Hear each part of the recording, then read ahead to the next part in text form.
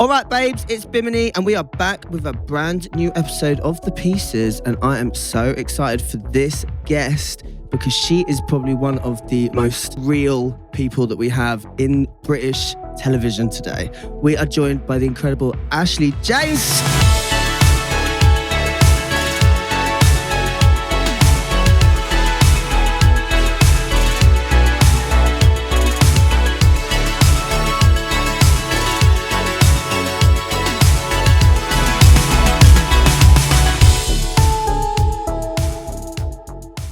Ashley James, baby. How Love you doing? that. Thank you. I'm good. It's so true, though.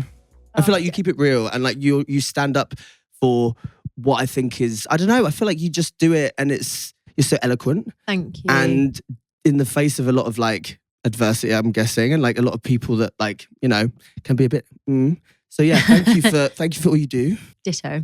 How are you doing? How are you doing today? Yeah, I'm good. I'm all right. Can't You look complain. great. Thanks. So do you? I love the trousers. I was going for like a bit of an athleisure, but keep it cute. Keep it vibe. cute, exactly. I was going for like the same. No, I just come for something earlier this morning. I was like, I'm going to wear a corset and little hot pants and it's going to be great at 9 a.m.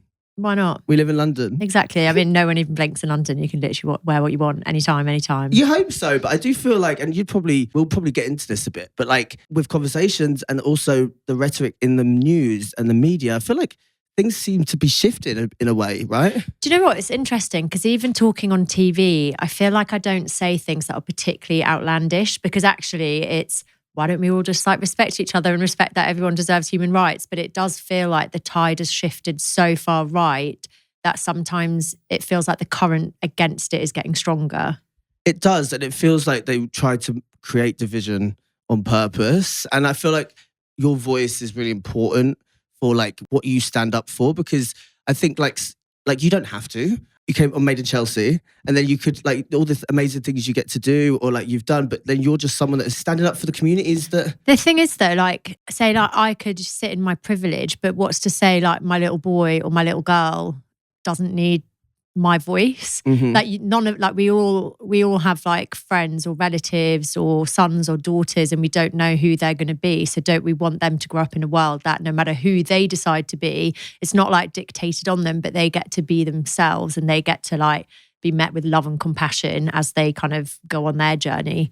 I mean, it's a beautiful, that's the thing I believe. That's what I want the world to be. But when it feels like that's so against that, it feels strange and it feels like it's sad as well, you know? So I do think your voice is incredibly important for that. Thank you. I feel like it's hard, isn't it? Because it's like this culture wars. Who do you blame? Like, do you have compassion for people that are being tricked? Because actually, like a lot of people are speaking against their own best interests. So do you have compassion for them? And so that's why I always try to think that most people aren't bad people. Even if they have bad views, they've been like passed to them by someone. So it's trying to like cut through in a way that you're not being patronizing or you're not making them out to be like bad people. Absolutely. And some people are just... Yeah. So well, you said the C word before I did. I love that. No, it's true. It's so true. I think like, but people seeing you speaking out about it, it makes it feel normal for them to be like, you know what? I can question this thing, or I can, because I like what you just said there about people being good people. Inherently, I believe that we all have that. But there's, I guess if you look through history, there's always been that us and them in any kind of way. And that's kind of a way to just like, everyone wants to feel like their group is like safe and the other one's the enemy. Whereas like, I think inclusivity and coming together is like the most beautiful and important thing to do. Yeah, I think it's hard because there's so many different elements to like privilege and equality, isn't there? Because you have obviously like race, sexuality, class.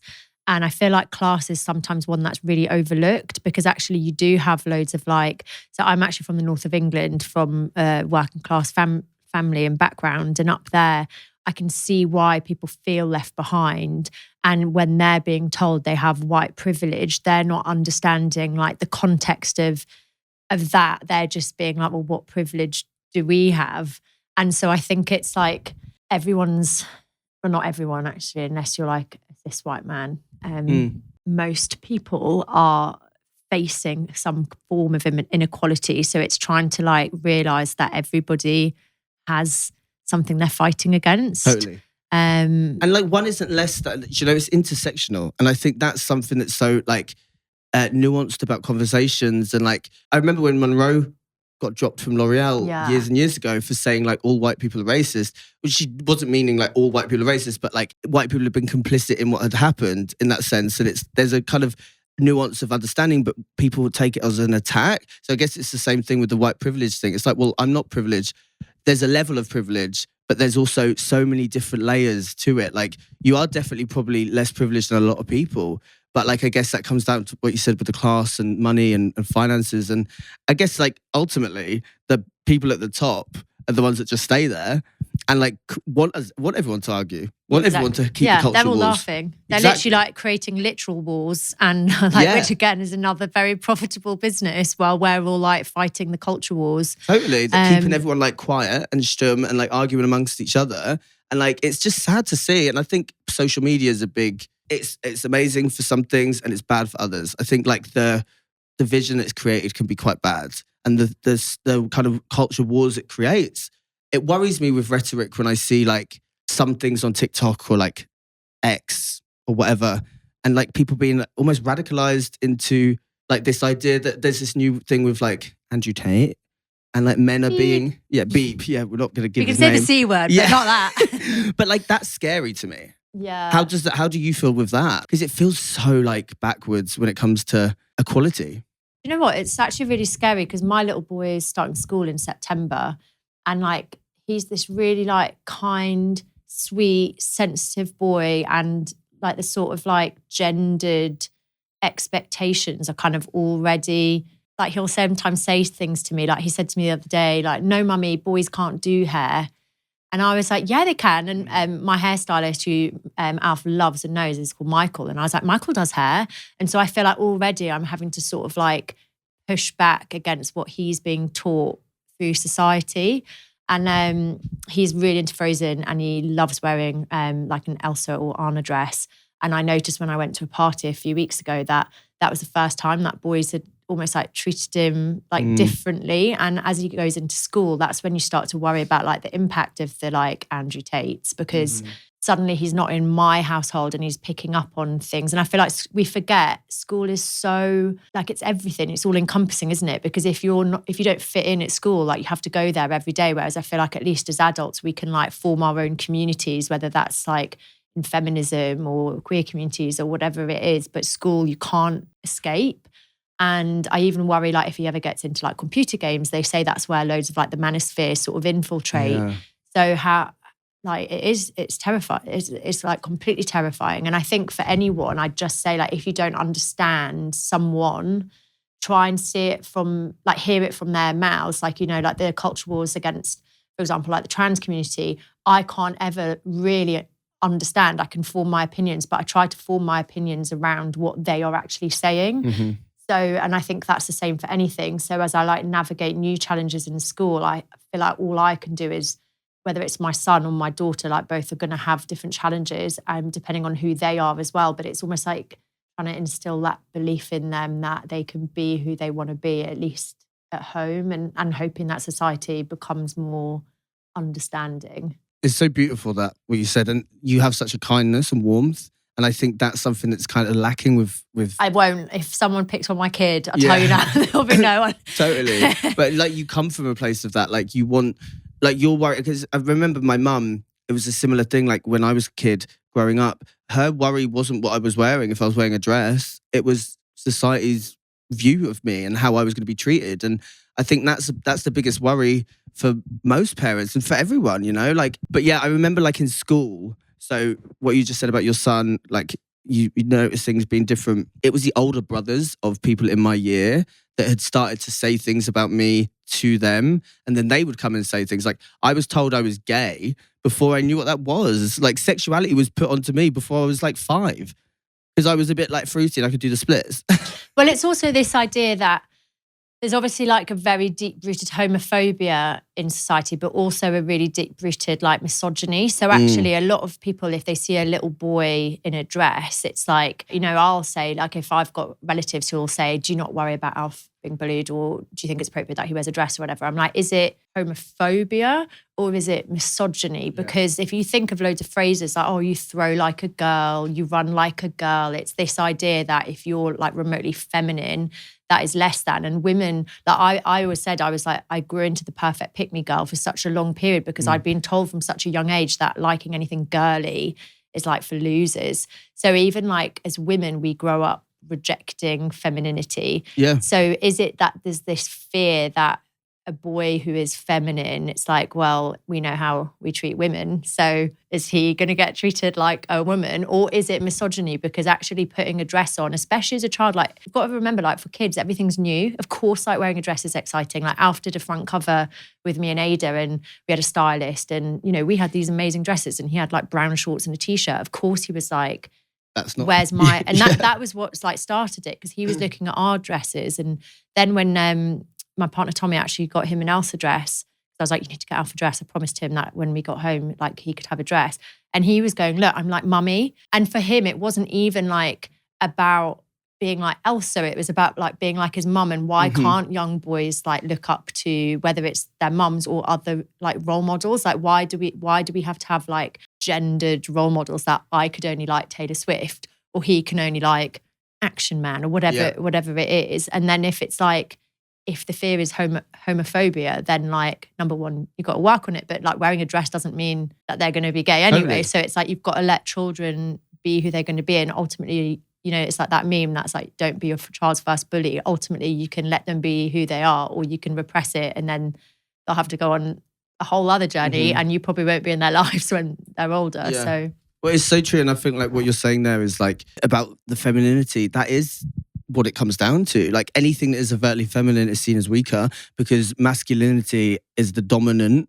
They're doing such a good job right now with the world as well. Yeah. Really, more masculinity. It's got us to a really good place. And if you look back at history, it's always done that. It's always got us to a good place. Now, I always say like it's ridiculous. And I always say like if women were actually the ones leaders of every party in the world, there would be wars? I don't think so. Like I think like the idea of masculinity is so deep rooted. It's so systemic. It's so hard to even unpick, because not everyone will agree probably, because they don't look at it from that angle. But it's caused a lot of pain. And also toxic masculinity, it's not saying all masculinity is toxic. It's saying toxic masculinity is toxic. And that's something that I think people need to get their head around. Like you could be a lovely man, or you could be a dickhead. And like, if you're a dickhead and you're like putting your views across that like women should be this and gays and like that, like that's toxic. But the frustrating thing is that even those men are like crying about the like loneliness epidemic, like the male loneliness epidemic, and saying like, well, what about us and the suicide rates? And it's like, surely you can see that this version of masculinity is not serving even you. Totally. But yeah. Totally. It's all linked, and it's like it's like you've almost got to take yourself out of it and think like it's such a bigger picture, and actually not everyone is benefiting from it. Even the masculine, the men aren't all benefiting from it. Like the whole gendered ideas, and like to be a man, you have to be like this. It's so interesting, you know, because as I get older, I've become like really fascinated in history, but not history like we learn at school, because that's like a very like white male, whitewashed version of history. But all those like unforgotten stories, and apparently like before the medieval ages, when religion became the norm, it was acceptable to have like different genders, and you know, like it was kind of like in our case Christianity that came in and sort of like created all these like rules and norms. And I sometimes wonder about like all those forgotten voices. Like imagine if we learned about their history, and also how much is history repeating itself, but we just keep whitewashing it, so that we're not learning from it. Christianity definitely colonized the world's viewpoint of gender and roles and sexuality. And most religion, or like a lot throughout history, there were third genders, fourth, like different people. And a lot of times they were like seen as like, I don't know, evolved and like looked up to. I think that's the case in original America, isn't it? Yeah, Native Americans. And it was like, it's crazy to think like where we're at now. But that's why I think, like I said, your voice is so important. So thank you for standing up, because you do it on like, I've seen you on like Good Morning Britain, on TV, like in circumstances where like it could be difficult, but you always keep it calm. And I think that's something that I admire, because I don't know if I'd be able to. I've been asked a few times to do certain conversations, but I always worry about agendas and like what they're trying to push with me, because I have been told a few times like, oh, come on, but we want you to wear this high-rise pink thong and these stripper boots. And I'm like, I know when to wear that, and it's not at 9 o'clock in the morning. Yeah. You know? I think it's hard, but I think whatever like your cause is, the moment you get angry, you lose the audience. Totally, yeah. And there's no point, there's no point in going on and talking about anything if you're going to lose, because like people will then like label you hysterical or whatever it is. So it's like you almost, the only point of going on to these like discussions is to try and like make people consider an alternate viewpoint. And the moment you start like telling people they're stupid, they're not going to change their mind. Agree, yeah. So sometimes you just have to be like, you can think it on the inside, and then the moment you react, you've lost. How do you maintain your well-being in the public eye? I'm sure everyone's not always the nicest. Yeah, I think I've learned not to look at comment sections. That's so important. And also I think it's okay to like step back when you need to. So there's like been various, whether it's like news cycles that for whatever reason, I find it too triggering. And that might be because I've just had a baby and I'm not able to look at pictures of babies dying or, whatever it might be. So I think like having a break, and also just remembering that like the more you speak up, the more people feel like they can give the other opinions. So sometimes you need to like protect your energy, because you can say like grow a thicker skin and all of these things, but wouldn't it be nice to grow into a world that you don't need to have a thick skin? Yeah. And ultimately like, I can rationalize mean comments, but ultimately I think we are all quite sensitive beings unless we're like narcissists and sociopaths. Yeah. So like it's just trying to find the balance and take time out when you need it so that you can come back fighting stronger. I don't know how sustainable it is to have phones in your pocket where you can have access to anything at any time. And I could just go and write a comment. I don't do this, but go on the Daily Mail and write a comment about someone's look or something. It's like, it's unnatural. But do you know what? I do feel like if it hadn't have been for like the internet, I don't think I would be as aware of social injustice as I am now, because I actually remember Monroe's comment. And that was the first time I'd ever really considered like white privilege, or, I'd never been confronted with it. So of course I knew about racism, but I didn't know white privilege. And like I love Monroe, and I wouldn't have seen her say that really had it not been for social media, because if it had been traditional print, you would have seen it in a way that that specific journalist would have wanted you to read it. But because of social media, you're actually allowed to look at the other viewpoint. And I think that's what's really important. And I did GB News for a while against lots of people's recommendations, because it is obviously a bit of a right-wing cesspit. And so there is the argument that you should like almost not play their game. But I was like, if I can learn to hold myself against those people and hopefully change some of the people who watch its opinions, like even if you change one person's opinion, that's one more person being a good person. But also, I think if you can learn to hold your own around that environment, then it's quite a good skill for life, because I know that no other environment is going to be as challenging as that one. But I think for anyone, it's just like look at the other person's opinion before you just take it verbatim as what you see in the news. And I do think social media gives you that access. It definitely does, yeah. And I guess there's that like middle ground where it's like, I guess because it allows you to have an opinion, it feels like everyone should have an opinion, but you don't have to go on and comment nasty things. And that's where I think there's a bit of like a grey area. It's like you can have an opinion, you can put your viewpoint into the debate or the conversation, but if you start talking about appearance or going nasty and going jugular, like it's just irrelevant, Like I think that's where there can be a problem. I hope we get to that place where conversations are actually about like, how do we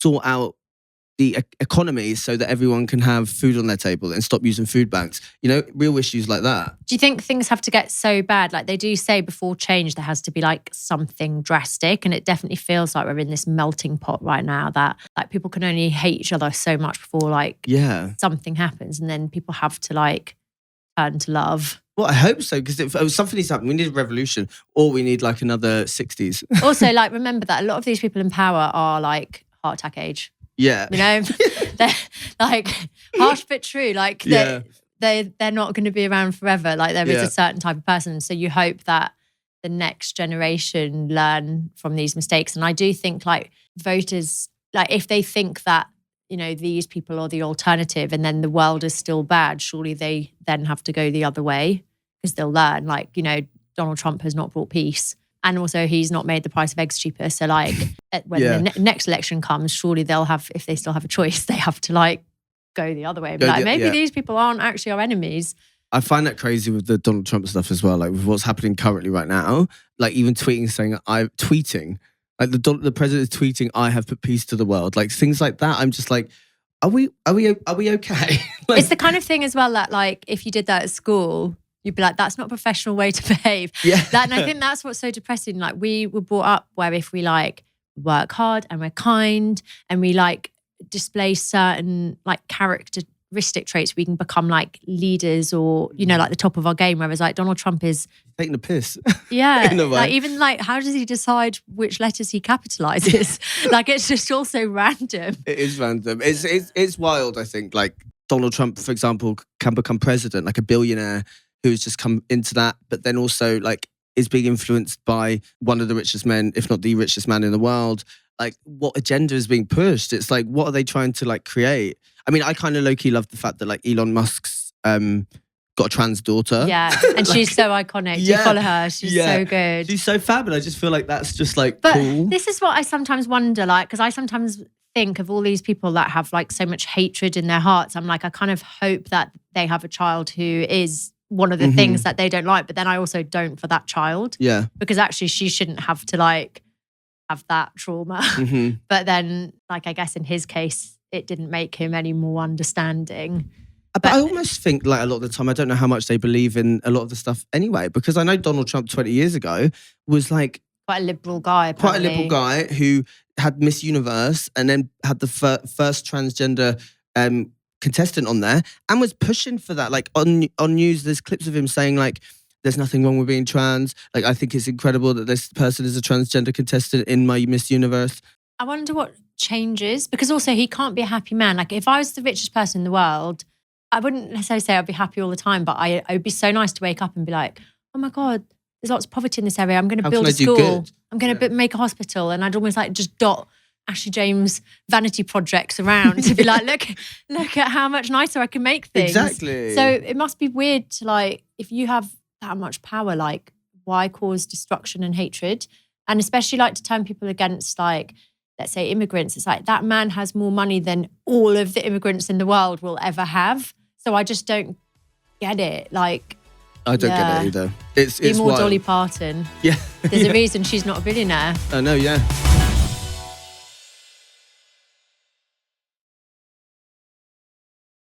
I want to ask you though, backlash-wise, if you've had, is there a topic that, I can imagine what it is, but is there a topic that you've spoken about or stood up for where you've received the most backlash? What do you think it is? Well, I feel like it depends. Maybe like the conversation with trans issues must be quite one that's divisive because it's been pushed so much. Yeah, I feel like anything to do with immigrants or trans people, they're the hot topic right now. That's like the boiling pot right now. And I think what's like quite depressing about like let's say the trans debate, if you want to call it a debate, is like it's a lot of like women who really comfort, like it's like, you know, a lot of people that follow me who support so many of the other like social injustices seem to believe that trans women are a threat in bathrooms. But it's like, but literally look at the statistics. Like you're more likely to be killed in your own home by like a man that knows you than you are by anyone else. And I think like the weird thing for me is like, number one, like who cares who's in the bathrooms? Like literally why do you care? But number two, it's that thing of like, okay, so do you want trans men now to come into the loos? But that's the big thing as well, right? Like, surely you don't want that either. But I just don't understand how there's never a debate around like gender neutral loos on planes. People are just like, I need a poo. Yeah. I'll go for a poo. Like the biggest fear is hope no one can smell it. Yeah, well, like, exactly. But then it's like they created a threat that doesn't exist. Yeah. And there's not even statistics really enough to back up that. And also it's like, but then if we keep narrowing like what is acceptable in terms of like how to present as a woman, like that puts like women at risk, because if you're like someone that doesn't look feminine in like the way that I do, like, are they going to get questioned? We're seeing it already. Like people are being questioned and having to like, so what are they going to do? Like, a man went into a toilet in America and attacked. They were a woman. They had the female anatomy because they thought it was a man. Because there was a lesbian who she had short hair and it looked like she looked more masculine presented. So a man went in and punched her into the girls' toilet. So I'm like, oh. Well, you are seeing these batshit stories of like people reporting men in women's toilets and calling male police officers to come into the toilet. So it's like, well, now you've got... There's just so much irony. It's just like so weird, but also like, I think the thing that's frustrating is like, it all comes down to a fear of men. Oh because they're worrying about men presenting as women, but men don't need to present as women. Like, look at the news. Like every day there's like horror stories. I read one yesterday about some guy getting coked up and decapitating his girlfriend. Like, they don't need to dress as women to harm us. And so it's just like such a frustrating debate. And I feel actually like that trans voices need us so much because there's not enough of them to change opinion or to like humanize. I just like feel like it must just be so hard as a trans person to like get up every day and like try to be authentic in a way that doesn't impact anyone else from living a happy life, but then having to like constantly feel like you're having to prove yourself or face ridicule. And I just hope that the world becomes like more accepting and stop pointing the finger in like the entirely wrong place before like my children grow up, because I would hate if either of them ever like felt like they were born in like the wrong body, for them to have to like navigate everything that would naturally come with that decision, but also in a hostile world. And what's so frustrating is like, you know, I did a debate which went like viral worldwide around like the term woke or whatever. And it's all these lies like, oh, they're trying to ban the word woman. They're trying to ban the word breastfeeding. And at the time I happened to be breastfeeding. And I was like, the advice says if you're dealing with a trans person, like, but the thing is like there's women that don't have breasts. So obviously you're not going to say breastfeeding if a woman's had a mastectomy or something. Like, so it's just about literally using language that makes people feel included. And so I think it's like, again, this like invisible threat that lots of good women think that allowing trans people into our spaces is threatening a woman, but like trans people don't want to remove the word women. Like, no, they don't. And also trans people have been in the spaces. They've been there the whole time. Like trans people have existed before the... Even like, do you remember the year Big Nadia. Brother in it? Yeah, Nadia. Yeah. Like she was so embraced by the public that people she won. Loved her, yeah. Because they saw a person. And I guess that's where you said humanize a minute ago. And I think that's what's lacking. There's dehumanized trans people to the idea that they are a threat. So now people don't see them as a human or see them as anything other. And actually, again, it comes down to misogyny. And there's so much to it. I don't know if there needs to be a new word. Maybe that'll piss them off if we make one. But like where misogyny and femphobia and queerphobia and transphobia and homophobia all are interlinked into one thing, well, prejudice with men, because trans men aren't even really brought into the conversation. And why is that? Because they're masculine. Also, it's like not all men, but it's every trans person. Yeah. Not all men, but it's every immigrant. Like it's this, but it's the othering. And I think actually this is where a lot of like good people fall down the trap because they don't know who they are referring to. It's this like collective other, and we fear the unknown. We fear the collective other. Instead of embracing the unknown and embracing uniqueness and individuality. I think when I was younger, my dad used to play me Bowie, and you'd hear about David Bowie and other artists that were like flamboyant on stage, and people loved it. And I'm like, what's changed with attitudes where like it's so uniqueness or being different has become so scary? And I guess it's the media division, and even like feminism. So I want to talk to you about feminism. The word feminism, what do you think that means to people now, today? Because I feel like it's changed a lot. Well, I feel like the term feminism has been weaponized, like not just in this generation, but for, I don't know how far back, but you know, there's like negative connotations that if you're a feminist, you're like this bra-burning, masculine presenting woman, which obviously is like problematic in itself. But actually like feminism is equality. That is literally it. Yeah. And that's what it's always been. So it might evolve because like there's different challenges, but at the root of feminism is a desire for everyone to be treated as equal. So it's not, you know, people often compare like misandry to misogyny, but misandry is like the hatred of men is a direct result of oppression or of being harmed or hurt or killed or murdered or raped.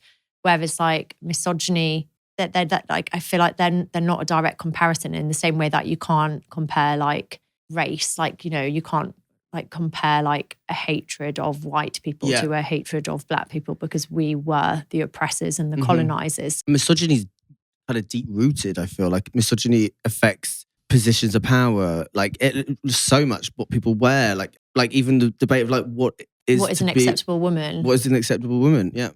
But also it's like the like rules of patriarchy are so like narrow that you can't really win. I'm writing a book at the moment and it's like I look a lot at like derogatory terms placed on women that kind of keep you in this like patriarchally accepted box. But again, you can't win because either you're like a slut or a prude. You're Madonna whore. Like they're all these, is it like dichotomies that you actually can't beat the patriarchal standard. Right. And I feel like, yeah, feminism for me is as beneficial for my son as my daughter. And I think actually like, you know, men in power want to oppress women because our emotional labor is what's kind of built society. But women in power want everyone to be treated the same. Yeah. It's not about us being greater than men. And that's the thing. It's like, well, I don't know why that's even a viewpoint. It is literally like we just want the same equality for everyone across like the board. You see all these debates and it happens on TV and it's like, has feminism gone too far? And you're like, literally, maybe we need to change like feminism for equality because that is literally what it is. And so basically like if you're not a feminist, you're a sexist, like you're a misogynist. Yeah, and it's because not like if you don't radical... want equal, you know, like equal is like 1 + 1. So how can it go too far? Like it'll go too far when we look around and all world leaders are women. But like I think, yeah, it's just like well, I'd love to see that, to be honest. Yeah, please. Please, maybe I am the bra burning feminist because that's what I really want. That is my vision. Why do you think it's become such a like uncomfortable word for people or makes people angry? Yeah, I think it's not like it's become that word. I think it's been weaponized. Yeah. Like much like anything, like people fear missing out, or when you is like what I can't remember the direct quote, but it's like when you're used to having more, equality feels like oppression. So whether that's you know, like the heteronormative and, you know, people being like, oh, they're throwing it in our faces. It's like, have you seen any films or TV exactly, or like, you know, whether it's race, gender, sexuality, all of these things. It's like, class is another one. Obviously, like working class people have had to fight really hard to be like seen in spaces. I think when it feels like something's been taken from you, you think that you're being oppressed. So that's why these words are weaponized, because people see like the Me Too movement as a threat when actually, you know, you have like these men being like, I don't know what to do around women anymore. It's like, just don't harass us. Yeah, just be polite. You know what? Don't slap my ass. Yeah, maybe don't touch my waist unless you're going to do it to a man as well. Yeah, like, exactly. Yeah. So yeah, I think it's never changed. It's just weaponized. So can we talk about your book? You've just nearly finished it. Yeah. And are you excited by that? Yeah, it's been a journey. I feel like it's been quite an emotional thing writing a book, because it kind of looks at the whole experience of girlhood and womanhood, you know, from terms like bossy, slut, tart, hag, to sexuality, to it basically just looks at the way that we're kind of put into these boxes and kind of made to hate ourselves and each other, and how we need to kind of reject the patriarchy and the kind of my favourite words standards and stop judging each other and come together and like raise up. Dismantle the patriarchy, overthrow it. I remember like a Nicki Minaj, this is a little like deep dive thing here, but Nicki Minaj quote, she once said like back in like 2011 or 10, if she turns up and she's assertive, she's a bitch. If Lil Wayne, who's obviously, if he turned up and was assertive, he was a boss. Like if she turns up and like says anything, they call her a bitch. And it's so true. Like a strong woman, or whatever the strong is, someone stands up for themselves would be seen as a bitch. But if a man does it, it's okay. Do you know what? I was thinking this today because I weirdly saw something about Amber Heard. I think she's like having her Hollywood comeback, or she's going to be in a film. And I looked at the comments And, you know, there's lots of women being like, how dare they give her that opportunity? Like, she is an abuser. And I was like, do you know what? It's not about whether you think that she is an abuser or a victim. It's about the fact that men who are abusers are forgiven. And a great example of that is like Chris Brown. He is unquestionably an abuser, and yet he's sold out 6 arenas in the UK. So like, why is he allowed redemption and forgiveness, or Donald Trump allowed to be president? But like, the bar is so low, like women are not allowed that forgiveness. Like, you cannot imagine anyone giving Amber Heard like leading Hollywood roles again. Like, so no matter what you think that she is, she will not be given the same like forgiveness. I could keep speaking to you about this forever and ever, because I think your viewpoint is just so powerful. And I think you're the same as me where it comes to like, I just don't get why people don't get this. It feels like common sense in a way. Equality. Yeah, I think it's because people are like struggling. Yeah. Because it's fucking hard to be happy. Like, when So I think hard. of all the privileges I have in life and how lucky I feel in my career, and like, you know, you could go on like being blessed to live in a safe country, having a house, having 2 healthy children, like all of these like amazing privileges. I still wake up with anxiety. And so when you're like struggling, it's so much easier to like look sideways or try and like bring people down, rather than being like, imagine if it didn't have to be this way. Like you were saying earlier, like, imagine if food banks didn't need to exist, or we didn't need to like worry about the trans community, because actually we get to the root of the problem, which is the fear of men. So, but it's like almost like, instead of looking at the big problems, we're kind of like looking sideways and pulling people down. What's the worry? Like, we're part of the G7. We're meant to be one of the richest nations yet. But this is another thing that fucks me off, right? Go on. Why do we judge countries by how the richest people in the country are doing? Absolutely. Why don't we start looking at like how successful a country is based on like how we treat the poorest? So actually, like, the people at the top of the table would be the ones, I imagine, a lot of Scandi countries who have no poverty, no children like who are hungry, no like hospital waiting times, no food banks, no homeless people. I feel like that's how we should judge countries, as opposed to how the very richest few people are doing in the economy. And I feel like totally things agree. are never going to change until we lip reverse it. I believe that as well. That's so true. I do feel sometimes like the girl in Mean Girls when she's like, why can't we all just get along? And they're like, you don't even go here. I just have a lot of feelings. Sometimes I'm like, it must be just so easy to not be so aware. Because it is like, I know, once ignorant. you like become woke, it's fucking hard, because like, you're like, I just love to sometimes live in ignorance. It must be so peaceful. It's like on the tube. Sometimes I think, I cannot believe they need to employ someone to ask people to move down the carriage. Like, I'm way too like socially anxious for that. I'm like, oh, that person that I've never met might not get on. Like, let's move down. And I'm like, but some people, imagine how peaceful their life is. Like, they could just stand by the door and not think about anyone else on that platform. And just sit down and spread their legs. Literally. Oh, look, I could keep talking to you for hours and hours. But final question. If you were put into a position of power, what is something that you would want the world or the UK to look like in 20 years? I mean, it's a big question, but I'm going to say public services to function, number one, and a care of how we treat the most vulnerable in society. Yeah. And then we can be in the G7. Yeah. That's so radical. I know, crazy. Such a feminazi. Crazy that. No, I agree. Thank you so much for your voice. You. Your book, everything it's doing, I'm excited for that. I think it's so important, and just thank you for what you do. Thank you as well. Love this chat.